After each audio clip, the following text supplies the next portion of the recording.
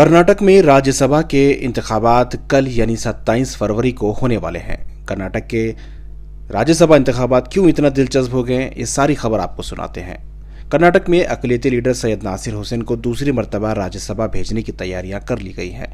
सैयद नासिर हुसैन बल्लारी से ताल्लुक रखते हैं। एआईसीसी प्रेसिडेंट मल्लिकार्जुन खड़गे के करीबियों में से माने जाते हैं। हाल ही में इन्हें कांग्रेस ने सबसे अहम कमेटी CWC का मेंबर भी बनाया है।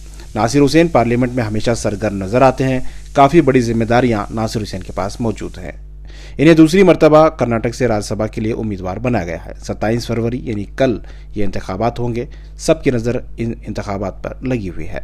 कांग्रेस ने अपने सेंट्रल लीडर अजय माकन को भी सैयद नासिर हुसैन के साथ उम्मीदवार बनाया है। साथ ही GC चंद्रशेखर को भी कांग्रेस ने उम्मीदवार बनाया है। यानी कुल मिलाकर 3 उम्मीदवार कांग्रेस ने उतारे हैं। साथ ही बीजेपी की तरफ से एक उम्मीदवार नारायण सा भांगड़े को टिकट दिया गया था।